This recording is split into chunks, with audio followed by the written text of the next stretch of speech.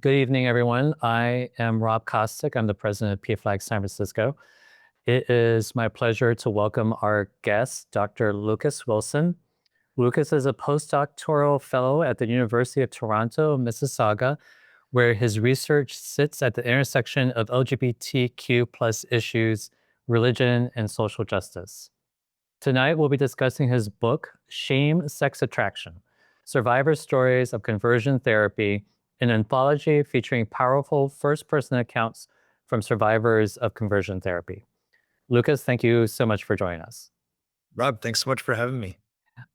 So to get started, I think a good way to first talk about the book is if you could just share with us what led you to write it in the first place.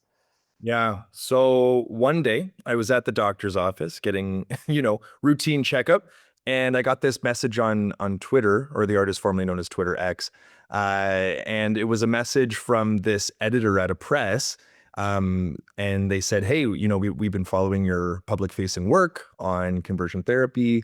We think you might be the person to put this anthology together." And at first I thought, this is a scam. Like, there's no way that someone's reaching out to me on Twitter. But sure enough, I looked up the editor, I looked up the press, both were legitimate.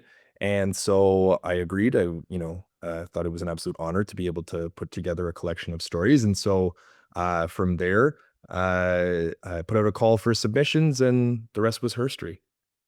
And you're pretty open about your own experience. You actually have a chapter about your own experience with conversion therapy. Can you share a little bit about your experience and how it shaped this project? Yeah, so I had the displeasure of attending Liberty University, which is the world's largest evangelical university located in Lynchburg, Virginia. There's a lot to say about the name Lynchburg, but I'll put a pin in that for now. And it's actually Jerry Falwell's school. If anyone knows who Jerry Falwell is, you know what kind of school it is. And if you don't know who Jerry Falwell is, count your blessings. Uh, but I went there as a 18-year-old closeted gay kid, I suppose, adult, I don't know, whatever, it's sort of on the cusp. And I went there in large part because I knew that they had a program for guys like me. I didn't conceptualize my experience as conversion therapy going into it or during, but it was in fact afterwards that I started to understand it as conversion therapy, which I'm, more than happy to talk about how that shift happened. But for me, I was a young evangelical. I converted at the age of 14, to my dad's displeasure, to my mom's excitement. There was a little bit of tension in the home, I suppose, around that. But yeah, I thought that it was either I go to this pastor on Liberty's campus and meet with him over the course of my undergrad and become straight, or I choose myself, which within the evangelical imagination, emphasis on imagination, that's a sinful thing to do. If you're choosing your sexuality and embracing your sexuality, if it's anything other than the heteronormative, straight, monogamous, cis sort of way of being, then it's, quote unquote, outside of God's plan. And so I thought, I have to choose God over myself, because if I don't, well, not only will I lose relationship with God, but then of course, you get a one-way ticket to hell, which didn't sound all that exciting at the time. And so I thought to myself, I have to do this or become chaste. And that was also not, a really exciting option either. And so I decided that the best way to remain within the fold and to remain a faithful Christian was to go to Liberty, and go through their conversion therapy program. It was framed as a program for guys who were struggling with same-sex attraction, and it was men only. And so that's typical, right? These conversion therapy programs don't frame it as conversion therapy. They know the optics of the term conversion therapy, and that most people understand what that means and how it's a discredited and damaging set of practices. But for me, it was framed as pastoral counseling. And again, looking for wholeness and holiness as it related to my sexuality. And so for 4 years, I went through their individual program. I went to their group program once, and that's actually the story that I write about in Shame, Sex, Attraction. I saved the individual experience with my conversion therapist for the next anthology, which comes out next June. But for me, that really was the majority of what I went through, which was this one-on-one program. And so it was weekly meetings with this pastor. His name was Dane Emmerich. He was neither a pastor nor a therapist, but we called him a pastor, and he was my conversion therapist. And so we met on a weekly basis, and we went through a bunch of exercises every week. We talked about ways that I could overcome my quote unquote same-sex attraction. We talked about the roots or the causes of what led me to become attracted to men, which was really in a large part just blaming my mom, which is quite typical of Christianity, right? It's kind of like the story of Adam and Eve, like she did it. But that's that. And so, for me, it was the 4 years of meeting with him. I had a manual that I read. Mine was called Growth into Manhood, Resuming the Journey by Alan Medinger, who was one of the former presidents of Exodus International. And a lot of prayer, a lot of reading scripture, a lot of me confessing my sins every week, confessing also what he referred to as my victories, moments that I escaped quote unquote temptation. And then there was also, there were other elements to it as well. But that's by and large the actual experience itself of going through conversion therapy at Liberty. Mhm. In that sharing that experience, you made reference to the fact that oftentimes conversion therapy isn't called conversion therapy, and I've seen it be described as like discipleship or biblical counseling or sexual integrity, or helping people pursue holiness.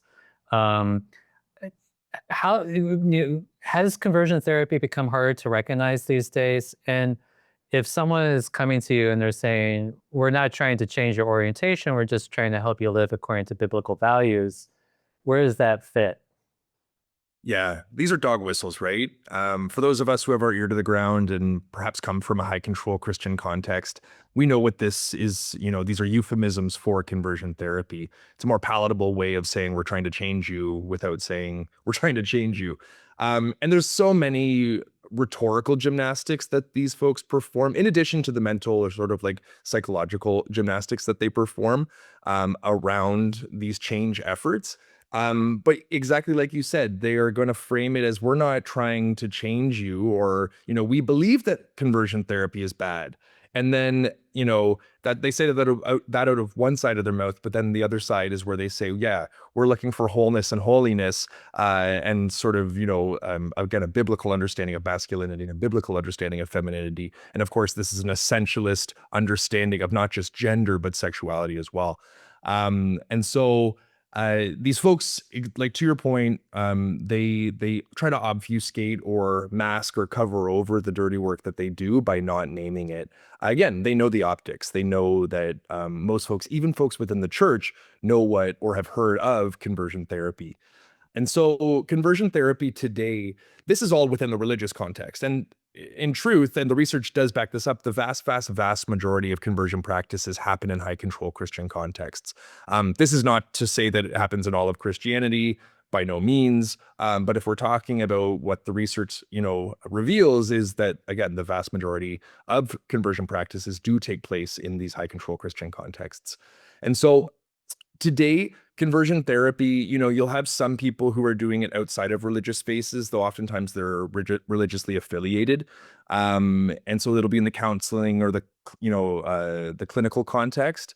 And so they'll refer to it using a different set of terms, whether it be desistance therapy or reintegrative therapy or reorientation therapy or gender exploration therapy, right? Again, a lot of this euphemistic language, but it's all synonymous with conversion therapy. And so today it does happen sometimes in the counseling or the clinical contexts, but that's not where we see the majority of these practices taking place. Instead, we see it in high control Christian spaces. Today, perhaps the best known and the most public facing organization that practices conversion therapy is the Changed Movement, which is coming out of Redding, California. They're Oh, affiliated with Bethel Church, yeah. hmm. They have a school for like supernatural ministry. They also have, the Change, which is a conversion therapy program. And then they have, Kim Walker and all those folks on that band, but whatever. And so this is today, again, by far the most public facing. They're incredibly active on social media. If you look up, the change on Instagram, you'll see them there. You'll see them on other platforms.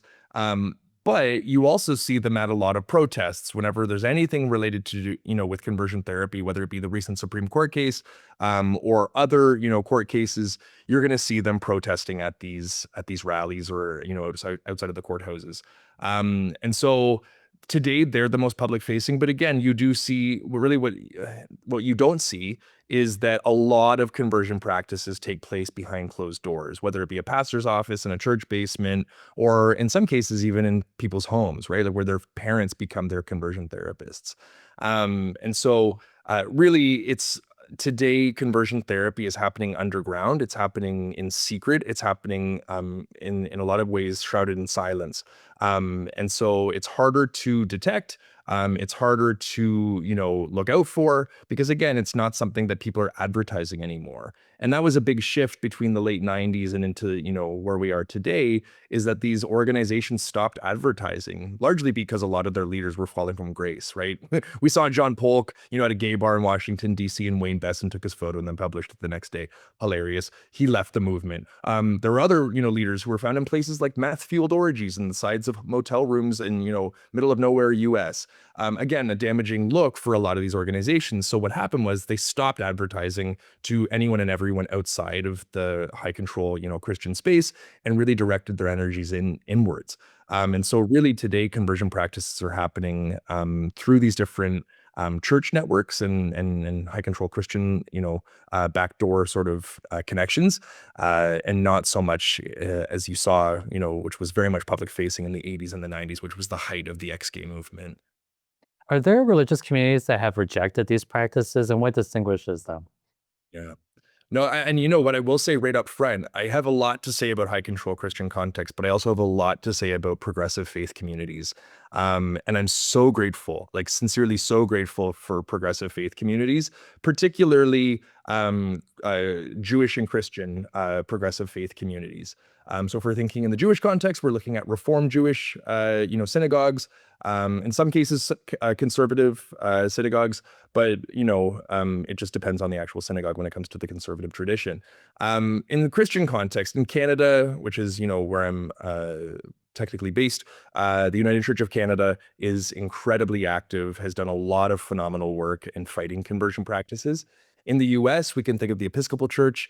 We can think of UU churches. We can think of some Brethren traditions, some Mennonite traditions that are really, really progressive. And so these are the more social justice oriented faith communities. And again, a lot of the work that we've seen when it comes to fighting conversion practices in religious contexts, a lot of the energy is really being generated in these faith communities. So again, I have a lot to say about high control religious, communities, specifically high control Christian communities where I come from. But I also have a lot of praise for these communities because they're doing a lot of the work and really are in many ways on the front lines. Mm.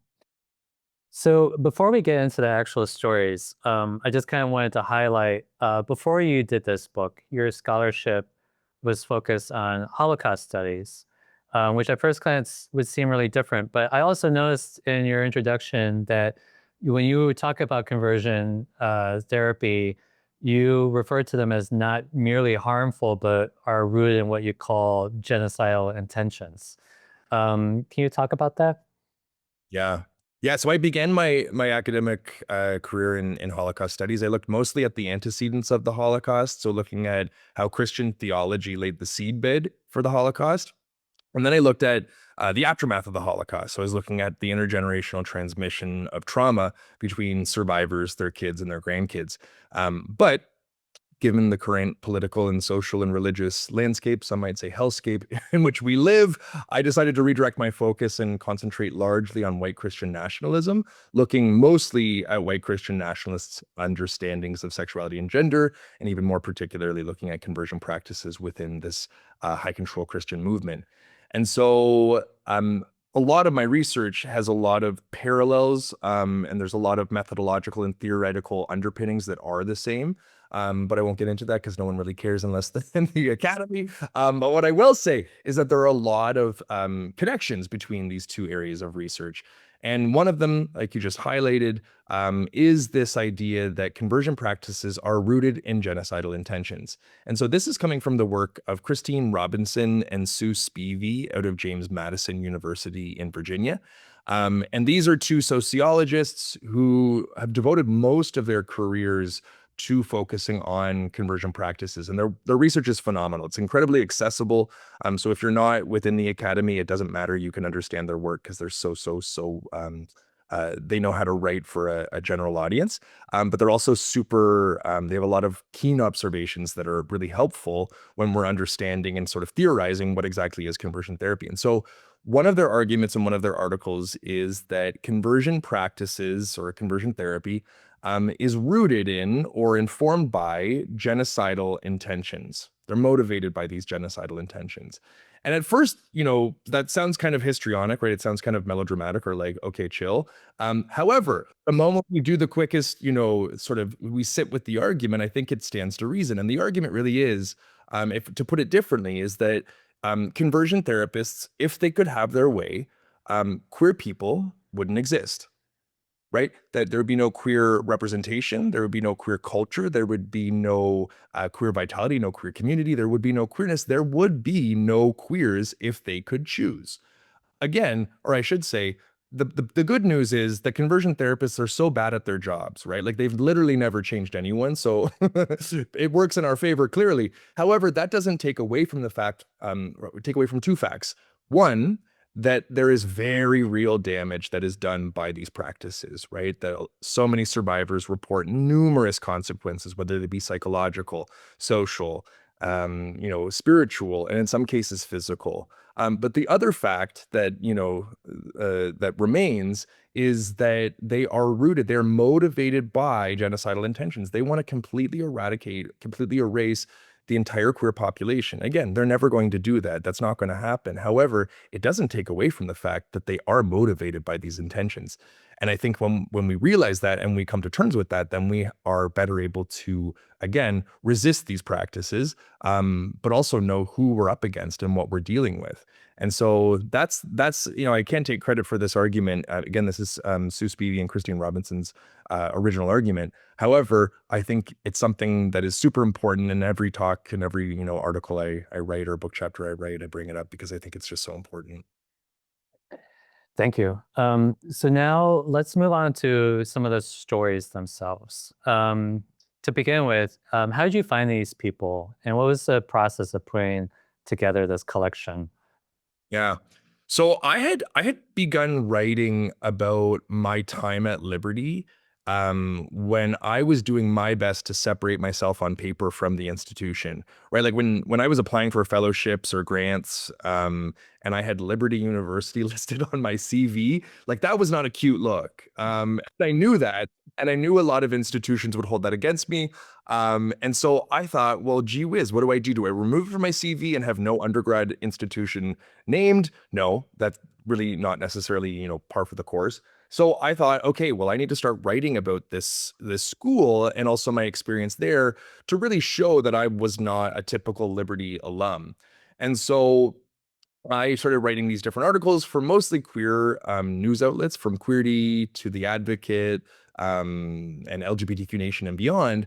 And I was writing these articles, again, really trying to separate myself. And so the unintended consequence of these articles was that people started reaching out saying, oh, I went to Liberty, or, oh, I went to Bob Jones, or I went to conversion therapy in my church, or, whatever. And I started to realize, well, there's an audience here and there's a lot of people here who have been affected in very similar ways. They weren't necessarily the same. And history doesn't repeat itself, but it certainly does rhyme. And so I was like, okay, it seems like I am tapping into something and I want to give voice not only to my own experience, but to a number of other survivors. So I started to write more about other people's experiences. And then it just sort of snowballed into different podcasts and radio interviews. And eventually I was part of a class action lawsuit against the US Department of Education for giving taxpayer dollars to Christian colleges and universities that actively against LGBTQ students. We somehow lost the case, and we can talk more about that later. It's still like absolutely bonkers to me. But all these things sort of just kept happening. And as I was going, I started to build this, I suppose an online community. And up until that point, I didn't really have an online community. I mean, I'm very present wherever I am. I wasn't so much online. But I started to realize there were a lot of people out there who had very similar stories. So when it came time to soliciting submissions, when the editor from the press said, green light, go for it, ask for people's stories, I did. So I started to reach out to my networks. At this point, I knew Garrett Conley, the author of Boy Erased. And so the film's based on his memoir. And so I said, hey, Garrett, can you, put out a call, or like, can you share my story on Instagram? And he did, which was quite nice.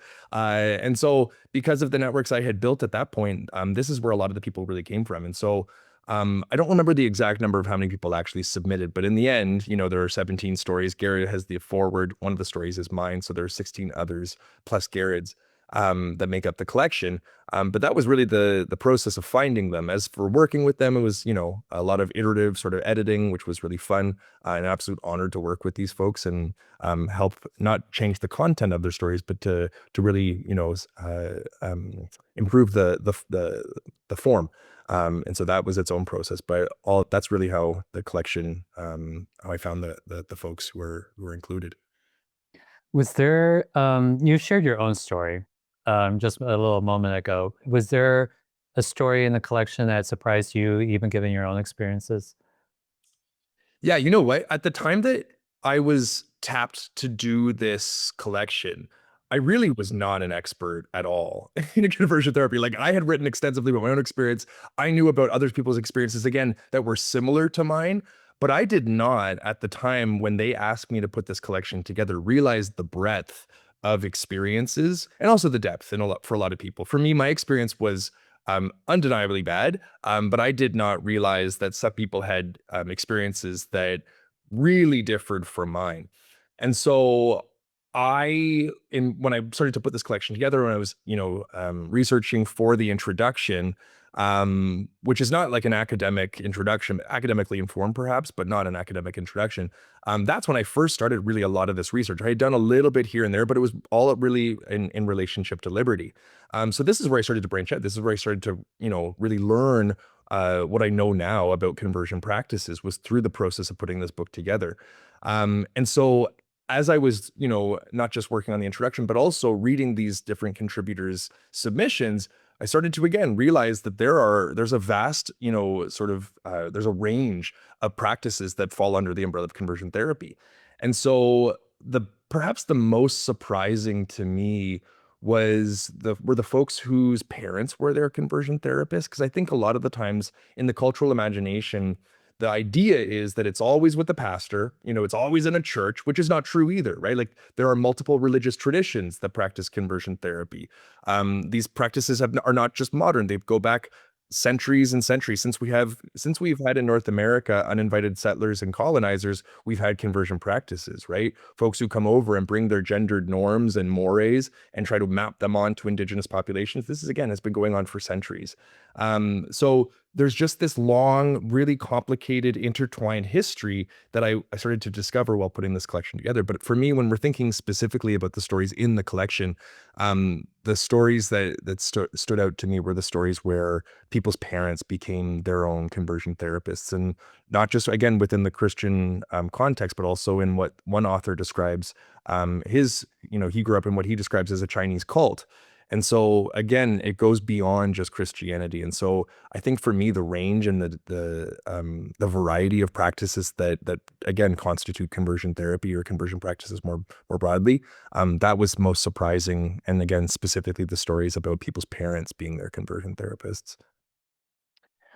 Reading the stories, I noticed that shame is a thread that connects a lot of them together.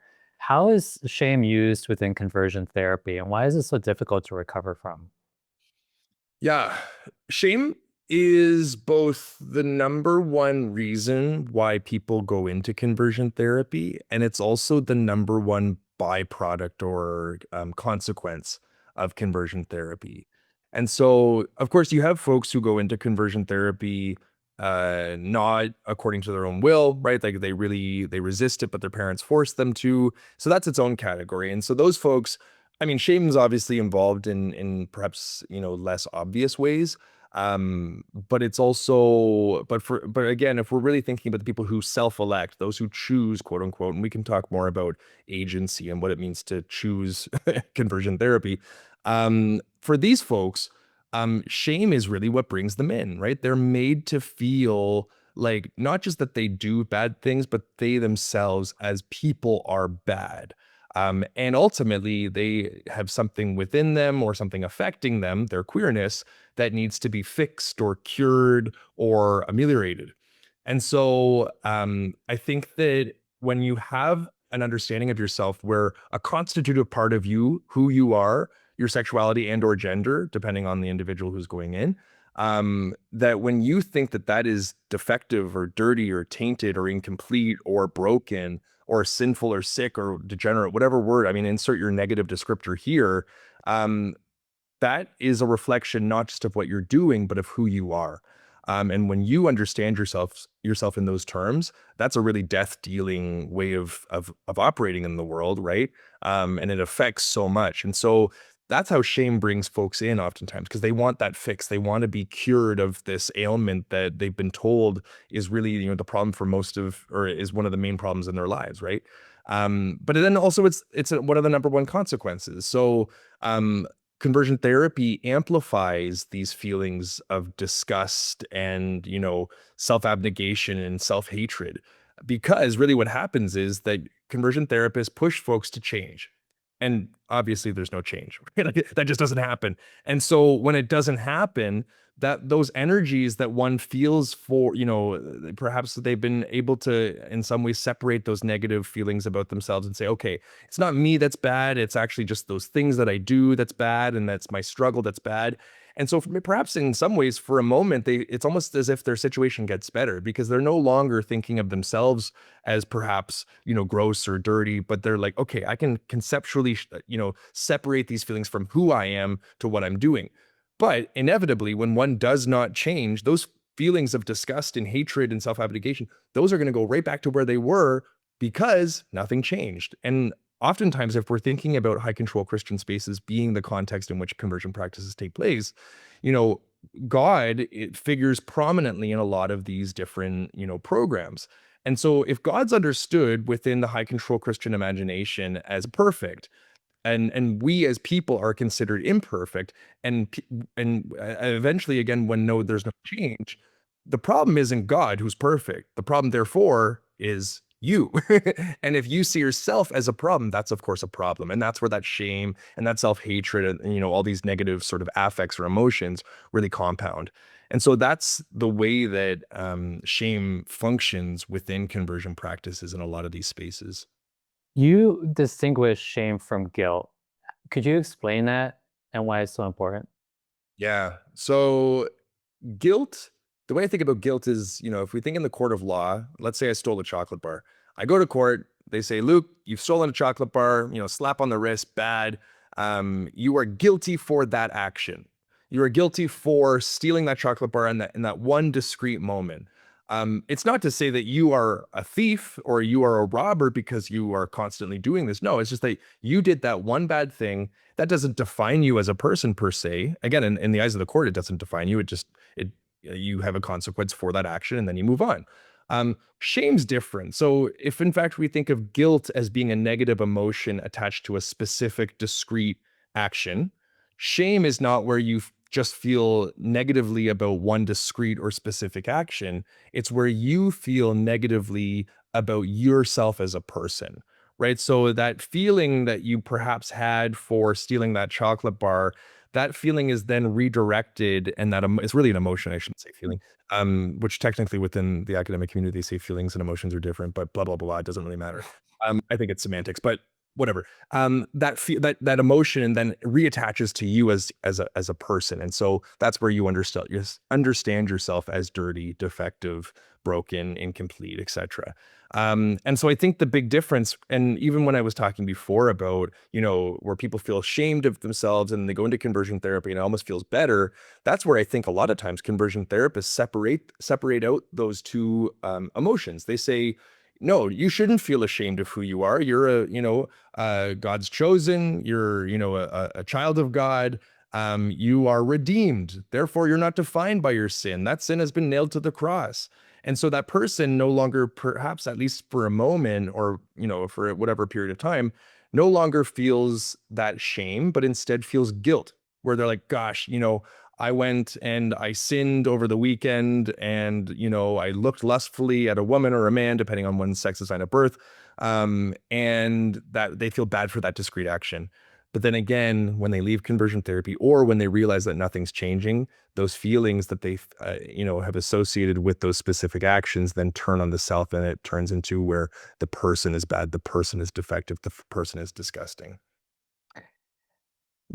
Thank you. And moving a little bit, one of the things that struck me, and you have a number of stories in this book that recount terrible things that happen to people, including, I think the one that was the most upsetting to me was the story of someone who had therapists who was supposed to have been cured himself, but then ultimately abused his patient in the treatment.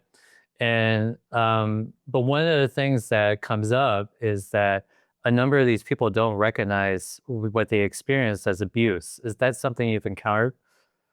Yeah. So I'm going to answer that question in two stages. The first stage, and I'm so grateful that you use that term abuse, because that is what conversion therapy is. It's definitional abuse. It's manipulation. It's coercion. It's a power-based personal violence that's directed at individuals and in some cases groups of folks. And so it is important when we talk about conversion therapy to talk about it as abuse. Because this goes back, and I was saying before, maybe we can bring up the question of agency or choice and what does it mean to choose conversion therapy?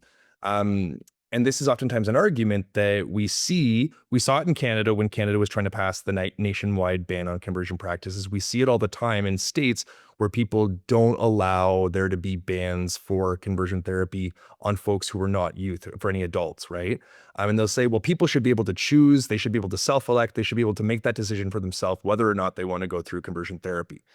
And another way of saying that or asking that question is like, should people be able to choose to go through conversion therapy? Another way of asking that is that should people be able to consent to their own abuse? Which again, this is what conversion therapy is. And of course, the question, like the answer to that question, is ridiculous. Of course, no one should be able to consent to their abuse. No one would say in a domestic, an instance of domestic violence where one person is being abused, and to say to that person, do you consent to this? Like, what a ridiculous question. No one would ask that. But again, when we talk about conversion therapy, all of a sudden it's fair game, which I think it just shows you how little queers are esteemed in the wider culture. But again, this is just it's a ridiculous question. So I do appreciate when you bring up the term abuse, because that's exactly what it is. As for folks who don't recognize their experience as abuse or as even conversion therapy, I mean, I can use myself as an example. When I left Liberty after going through 4 years of conversion therapy, I didn't conceptualize myself as a survivor. I didn't think of myself in those terms. I just thought of myself, well, I met with a pastor once a week and we went through a bunch of really crazy exercises, though at the time I didn't think they were crazy. I honestly thought they were working, with very little evidence to back that up. And so by the time I got to grad school, I went to McMaster after Liberty, which is McMaster is a school in Ontario, like an hour away from Toronto. I was talking with one of my office mates, and I think she kind of thought I was, an alien, where she was like, where did you go to school? What's it called? Liberty University, which is like in the Canadian imagination, like very US, right? And so she was like, Liberty, was it some sort of religious school? And then I was like, yeah. And then when she found out it was evangelical, and then others found out, and I think everyone was just like, who is this guy? Like, what? And what is he doing at McMaster, which was a very progressive, very theory oriented school? So I show up and we're chatting one day in our office and we were talking about our times in undergrad and she was asking me a bunch of questions. And so then it got onto the question of, this pastor that I was meeting with. She's like, tell me more. Like, who was this? And then at the end of the conversation, she's like, Luke, it sounds to me like you went through conversion therapy. And I went through I grew up in a semi-religious household. Not really, it was by no means what people would think of as a religious household. My mom was really just like haunted by her Baptist demons. And so I had exposure to the outside world. Like I didn't grow up under a rock per se. Thank goodness for my dad. And so I had heard of conversion therapy, but I not once thought, oh, that's what I went through. Because within the high control Christian imagination, again, emphasis on imagination, this is not conversion therapy. No one's trying to, necessarily change you. What they're trying to do is, like you said, Rob, lead you to wholeness and holiness. And so when you have that conceptual sort of framework, you're not going to think of these experiences in those terms, especially when those terms are coming from academic communities, which oftentimes within high control Christian spaces, academics are seen as sort of like the godless academy, right? But then on top of that, if you're talking about LGBTQ anything, what they refer to as like alphabet soup, which I actually think is kind of hilarious, that little dig. But if anything coming from this sort of, part of the world, it's immediately discredited. So for me, when I heard, anything about conversion therapy in the past, I didn't think of it as anything that I should even pay attention to other than knowing what it was. And so I think that this is part of when you grow up, pardon me, I not even grow up because I didn't grow up in the church. When you are exposed to this world, when you are a part of this world, I mean, I was a part of it once I was in high school and then into undergrad. You don't see the world in the same way. And so it sounds perhaps crazy to people for me to say that not only me, like I didn't think I went through conversion therapy until someone said it, but a lot of people, and it's in fact like a really, really common experience for survivors that they don't think of their experience as conversion therapy because they've always understood their experience in the terms of their conversion therapist, which again, they're not using the term conversion therapy. They're using a litany of other euphemistic terms to describe their work. And so it's just not within, you don't think of it in this way because it's never been framed that way. You don't have, you have the language in some senses, but you've not been trained to use it. You've seen that language as anything, if anything, as antagonistic to your faith and, other Christians. So, this gets at something that um, I think it maybe for some of us is obvious, but I do want us to talk about it a little bit. I mean, all the people in your book, like none of them, were successful in their conversion therapy. We know many stories outside of the book that show that conversion therapy isn't successful. Why do people keep continue doing this? Because of high control Christianity. Okay. High control religion, right? And I think and that's a big part. And I don't want to again demonize any one faith group. Because again, there are a lot of Christians doing great work. There are a lot of Jews they're doing great work. There are a lot of progressive Muslims doing a lot of great work. Um, but the vast majority, and I mean the vast majority of conversion practices are happening in these spaces. So that would be a big part of the answer. I think perhaps the broader umbrella under which we would find high control religion would be just homophobia and transphobia, right? When we think of conversion therapy, I think the way that I conceptualize these practices is that I think that these are really just concentrated spaces of homophobia and transphobia that are packed into, or perhaps shrouded in or covered by religious rhetoric oftentimes, but sometimes clinical language. The second most, frequent place that we see conversion practices are in medical contexts. Transphobic healthcare practices, these fall under the umbrella of conversion therapy. These are refusals to offer gender affirming care, which is suppression of anyone's gender and or sexuality is a form of conversion therapy. And so we see it there as well. So again, I don't want to only say it's religion because it's not, but it is the majority, but not all. So I think that the reason why we still see conversion therapy and why we see conversion therapy, let's use the medical context as an example. just because someone's a trained medical doctor does not mean that they're not still homophobic, does not mean that they're not still transphobic, doesn't mean that they're not still racist or pick your hatred. Just because you were trained as a medical doctor doesn't mean that you automatically have, align yourself with the progressive, mindset. You don't. Obviously, there are a lot of doctors who do, but there are also a lot of doctors who don't. It can be a very conservative profession. And so I think that really the root cause is homophobia and transphobia. Homophobia is, and transphobia influence so much, right? Like if we think of conversion therapy as programmatic efforts to change people's genders or sexualities, but if we think of conversion practices more broadly, these are everyday messages, everyday things that people do to queer people to try to align them with the heteronormative model. Don't sit like that, you look like a girl. Girls don't play with that toy, that's only for boys. You look like an F slur, you look like a sissy, you look like a dyke. Like there's so many messages that accumulate over time that again, these are small practices that happen in our everyday life, whether it be from our parents, our guardians, our teachers, our mentors, whomever, right? These are messages that we receive that we remember. We can all think of all the times that our mom or our dad or, our siblings said things about us in terms of our, gender or sexuality. I remember every single comment my mom ever made. My dad never made one comment, so it doesn't really matter about my dad. My mom, on the other hand, certainly did. And so these are the practices that, again, are undergird all of this. And these are the things, this is why queers should care about conversion therapy in general, because it's not just that, only certain queers have undergone conversion therapy, but every single queer has experienced conversion practices, right? We've all been pushed to align ourselves with the heteronormative model, whether someone's intentionally doing it or not, whether it's, a message that they receive from their parents and, or that they're really, thinking about this in sort of conscious terms.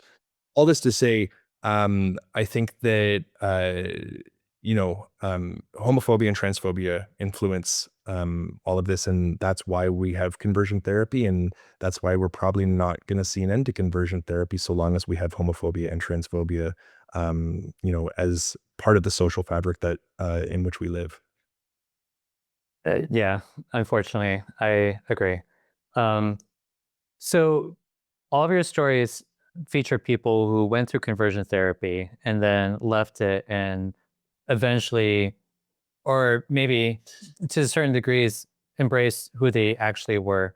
What helps people recover and get through the experience that they had after they've had that experience? Yeah, so the research suggests that the number one way that survivors can come to terms with their experience is being in community with anyone who is affirming. The second cited way is being in a specifically queer community.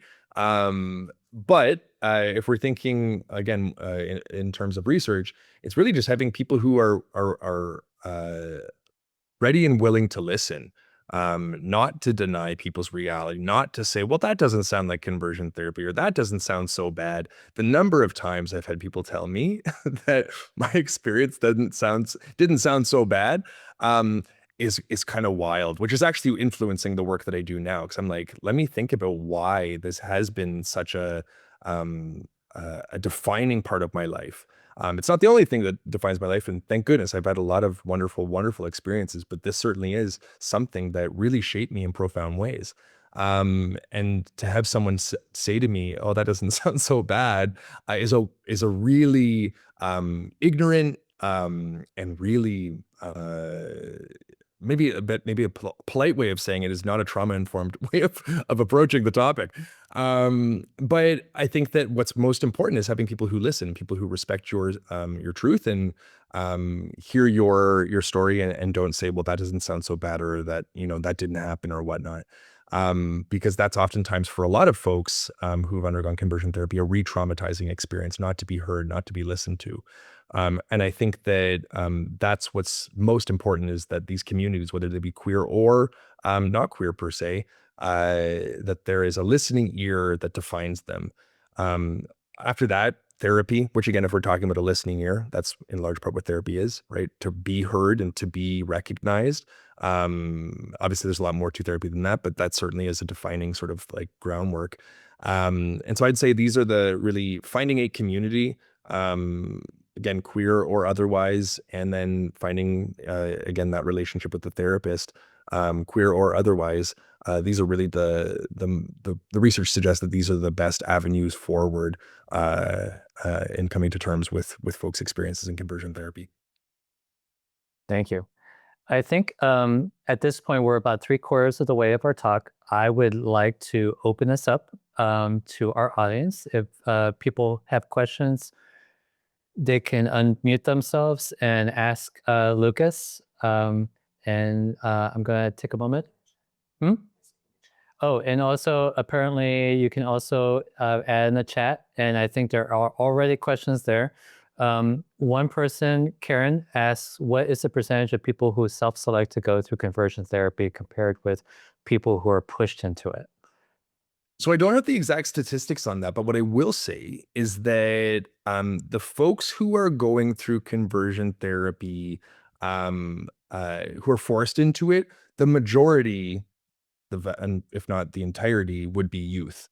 There's not really, unless you're in, I guess, like someone's caught in their marriage and their spouse is like, "Hey, you got to go to conversion therapy, or I'm gone." I mean, that's I suppose a coerced way of going into it. Coerced way, should I say? But for those who self-elect, that would be the majority would be adults, because oftentimes kids don't necessarily feel comfortable talking about these things, and they wouldn't. They mostly keep it a secret, unless their parents find out about that secret. Then again, that's when you see this happening. But I would say that I don't have the percentages, but I can say that the majority of people who self-elect are those who are adults, and those who are forced are youth. And then the second question I see, are there any legal restrictions on conversion therapy in Canada, either on a provincial basis in Ontario or other provinces, or nationally? Yeah. So there was a push to end conversion practices in Canada, and the nationwide ban went into place in 2021, January of 2021. And this was a huge victory, obviously. And the big difference actually between the restrictions in Canada versus the US, there are two main main differences. The first is that in Canada, it does not matter what age you are not allowed to go through conversion therapy according to the law, right? Obviously, people do, and we'll talk more about that in a second. But conversion therapy is banned for all ages. It's not just specific to youth. In the States, it's specific to youth. You don't really have many bans, if any bans at all, that apply to adults. And this is a huge problem. This is not to say that, I have mad respect for the states and the municipalities that have banned conversion therapy in the US. Which is to say that that was the first step. The second step is banning conversion practices for adults as well. So there's a lot of work to go in that arena. The second big difference between the US and Canada is that most states and municipalities have banned conversion practices in clinical and or counseling contexts, not anywhere else. So that leaves the door wide open for religious practitioners to practice conversion therapy, or parents, right? Or anyone who's not a licensed professional, whether that be mostly within mental health professions. And so that's another big difference between the bans in the States and the ban in Canada. So in Canada, again, it's illegal to practice conversion therapy or even promote conversion therapy.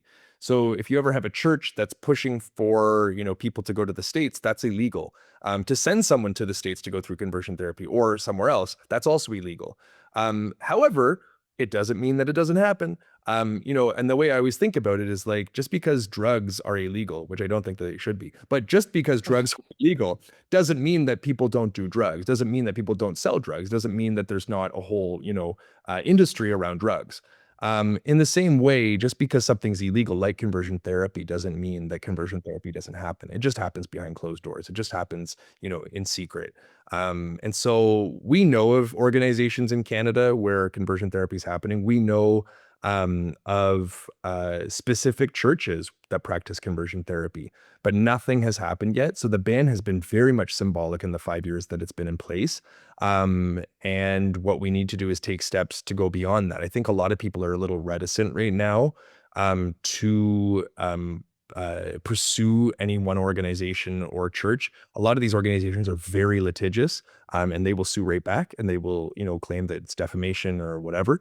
So a lot of people are really sort of biding their time. I think the other problem is that because the ban's so new and we've only had it in place for 5 years, anyone who's gone through conversion therapy, again, a lot of people take years to process their experience and don't even realize, again, that they went through conversion therapy. So we're not going to find a lot of people who are going to come forward right now and say, oh yeah, my pastor did this to me. That's going to take a few years. And so when that happens, I'm so excited because there are so many organizations that need to be held accountable. But right now we just don't have people who would bear witness to their experience because in some ways they're not ready.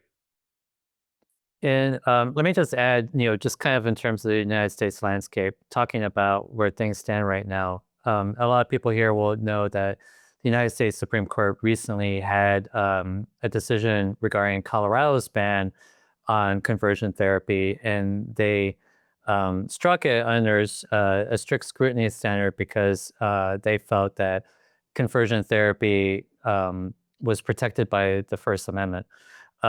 Meanwhile, in California, we recently passed a law which increased the statute of limitations for suing practitioners of conversion therapy because, like you said, Lucas, it often takes people years to get to a place where they can address the abuse that they had. And so the law tries, the law that just got passed just within the last month or two tries to address that by giving people more time to sue the practitioners if they so choose. Do we have any other questions? If we don't have any other questions, I will ask questions. So I'll give it just a moment for someone to.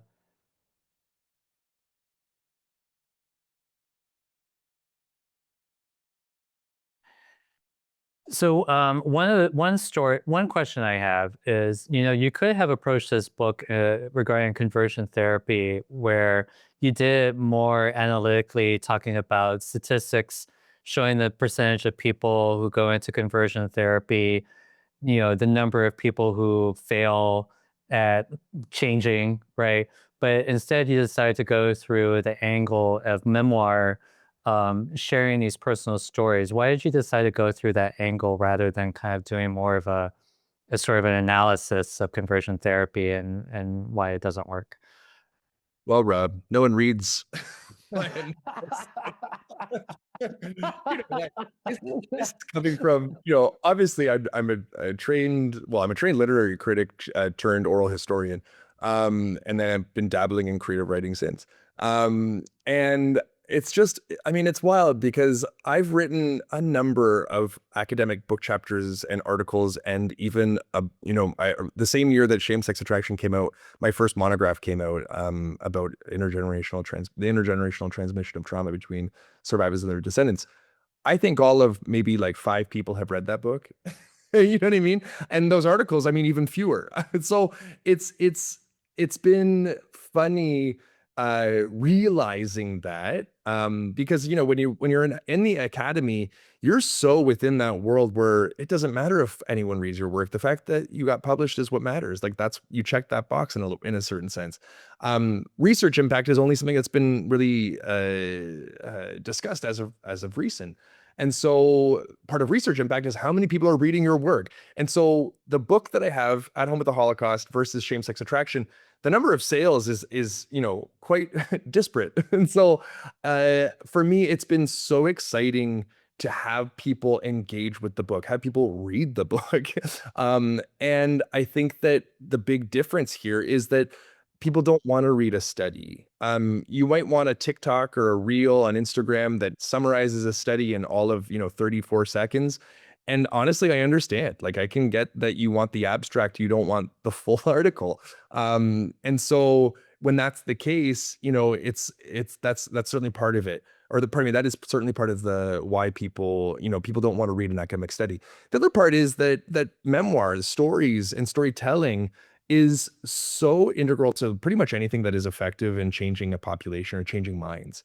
When you present someone with facts and figures, sure, that plays a role and that does, help your argument. But arguments are by way of facts and figures are very different than arguments by way of first person accounts. I think first person accounts humanize people, the people behind the stories. It shows the humanity. It shows, what, their tears, and it shows their scars, and it shows their wounds. In some cases, they're not scars, they're open wounds. And I think when you have that,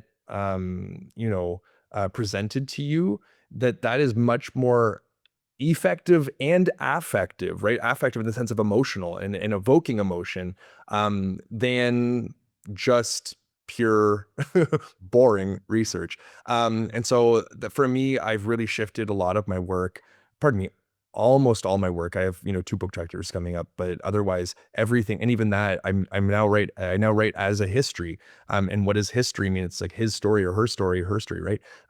Their story, perhaps even. And with all of that, being said, like this, I think is much more readable, and this is what people actually care more about than just, some hard and fast analysis. I have not personally talked to any parents. No, it's been secondhandedly. But like Gary Conley's mom, she's an example of someone who talks actually quite openly and publicly about this, and her regrets for pushing her son into conversion therapy. Notably, her husband, Garrett's dad, has never once publicly said anything, likely because he still runs a church that if he were to say something, he might get fired from it. But that's kind of just sort of my 2 cents. But what I will say is that one of the next books I'm working on is exactly that. It's stories of parents, and what drove them to put their kids through conversion therapy, or their reflections about what their kids went through after conversion therapy. And so that will be one of the future books. Right now, actually, I referenced Christine Robinson, the sociologist out of James Madison University. I'm working on it with her. She's just amazing. We wrote a book chapter together, and we kind of fell in love with each other. And so well, maybe I just fell in love with her. Maybe she didn't fall in love with me, but I'm in love with Christine Robinson now. And so, and I don't care who knows it. And so now we're writing this, we're putting this edited collection together, this anthology together. So thank you for that question. Any other questions before we go? I'm going to finish up with one more question, and then we're going to take off. Oh, Sai. I think Sai has a question. I think he has his hand raised.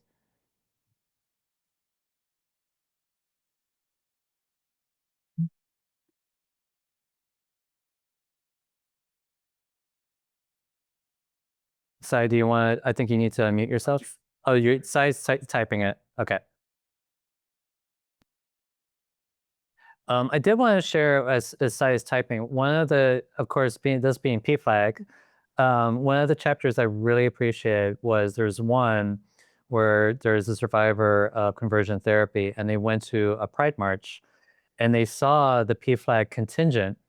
And when they saw the parents there in the contingent, they realized to themselves, well, if these parents can love their kids, maybe I can love myself as well, or give space for myself to have love. And I that was really touching because I really encourage the parents in our support groups to go out there and march, because I think it has that kind of impact for people who may have different feelings about themselves and what they're going through, to see that there are parents out there that support them. So yeah, I thought that was a really nice chapter. I'm going to put in the chat for anyone who's interested in the book, there's a discount. No one should be paying full price for anything these days. And so if you're in the same boat as I and looking for a discount on anything, please do use that. I'm also going to put in my social media handles for anyone who's interested in following along, especially as I gear up for the next book. So I'm on a few platforms, but if anyone's interested, please do, follow along. Yeah. I'm waiting for Sai, because I want Sai to be able to at least chime in. But what would you say to parents who, we have a lot, and this is a thing that comes up in a lot of the chapters, who you have parents who, for one reason or another, they think that their kids should go through conversion therapy, and they may do it out of love or social expectations or whatever. But do you have a message for parents? Yeah. You know what? I always say that, and I am a little blunt, if that's okay. I always say, if you want to hold a homophobic or transphobic or hate-filled view, that is your prerogative, right? If you want to interpret the Bible the way that you do, um, you absolutely can. I still remember when I was an evangelical thinking, gosh, I really wish I didn't believe, X, Y, and Z. And I was always like, huh, maybe I should just not believe that. That's what I really don't want to believe. Um, and it didn't stand to reason anyway. But um, if that's what if that's the view you want to have, that's one thing. And that's, it's not okay, but it's okay in the sense, sort of that, whatever rhetorical sense. But I always say it's, even if you have these views, even if you have what you refer to as traditional or conservative views, which neither are, it's not traditional, and what you mean by conservative, I think, is again euphemistic for hate-filled. If that's the view that you want, you can have that, but you cannot push for folks to go through conversion therapy. Why? Because the research overwhelmingly demonstrates not only do conversion practices not work. Again, we've never seen one person change, but also the consequences of these practices are numerous, right? And again, the research backs both of these up. So if you want to have your view that you shouldn't be gay, that you can't be gay, that it's wrong to be gay, queer, trans, and beyond, that is your prerogative, but you cannot push someone into damaging and abuse. You cannot push someone into an abusive situation just because you have homophobic or transphobic views. That's not how the world works. And so again, I have a little bit of difficulty really trying to mince words these days. I just won't really do it. So again, if you want to have your views, that's one thing, but you can't push people into an abusive situation simply to change them when, again, the research reveals over and over and over that people don't change, but if anything, there are a number of consequences. Yes. So, Sai, you wrote, I want to know, what is the percentage of people who are living with disabilities that are in conversion therapy? Are there resources that can help them? And what happens if a college threatens to send someone to conversion therapy? Is there any laws or legal help to them? So I'll answer the first question. The problem with the research on conversion therapy is that it's so limited. Right now, we have research in certain contexts, mostly national contexts. We have a lot from Australia. We have a decent amount from Canada. We have a good amount from the US, growing amount in the UK. And so it's very much regionally based, and it's not so much international or sort of transnational. And that's one limitation. The other limitation is that for a lot of intersecting identity categories, whether it be race, gender, in this case, differently abled folks, we don't have a lot of robust research that tackles these specific topics. Only recently did we find, or only recently was there a study released about the percentage of people who are racialized minorities. That's a very recent development in the research on conversion therapy. And to give you an idea, it's 9% of Black communities, folks, LGBTQ folks in these communities, 9% have undergone conversion therapy according to this research, whereas in the, well, it's not really specific to any one race, but in the general population, it's 7%, according to the Williams Institute, which I have a lot of thoughts about these statistics, and we can talk about those another time. But all this to say is that that's really the most recent research that we have is, again, the intersection of conversion practices and racialized communities. And so when it comes to folks who are living with disabilities, we don't, to my knowledge, I mean, I could be wrong, I could be speaking out of turn, but to my knowledge, I've not come across literally anything that highlights that specific population who identify as LGBTQ and have undergone conversion practices. As for the second part, I referenced before that I was a part of a class action lawsuit. And that was again against the US Department of Education for giving taxpayer dollars to religiously affiliated colleges and universities that actively discriminate against LGBTQ students. Today, or sorry, I should say again, we lost that lawsuit, which is just bananas to me. Like, I just don't get how that was the outcome, but here we are. And so right now, if you are a college or university, seminary, divinity school, whatever, in the US and you receive taxpayer dollars, you are legally allowed to discriminate against students on the basis of sexual orientation, gender identity, and or gender expression. Also, of course, if you're a college or university that does not accept taxpayer dollars, you're able to discriminate on the basis of those three categories. And so what typically happens is that these schools apply for, through the federal government, for a religious exemption. And the religious exemption is for any school that says that they have what they refer to as a sincerely held religious belief. And in this case, we're talking about a sincerely held homophobia or a sincerely held transphobia. And if you have a sincerely held hateful view about queer or gender diverse folks, you are legally allowed to discriminate and still receive taxpayer dollars, which means that the average, anyone who pays taxes in the US is footing the bill for these schools' homophobia and transphobia. And so conversion therapy is just one of the many problems that LGBTQ students face at these schools, in addition to active and open and also covert discrimination. I mean, there's just a host of problems that these students face. And if you're interested in this topic, I do have a book coming out next June on exactly this. And so let me know. I'd love to, keep you updated with that book and whatnot. I think on this note, we're going to wrap up. Lucas, thank you so much for talking with us today and sharing your book. It's Shame, Sex, Attraction. I recommend it. And have a good night, everyone. Amazing. Thanks so much for having me. Thank you all for Thank, joining.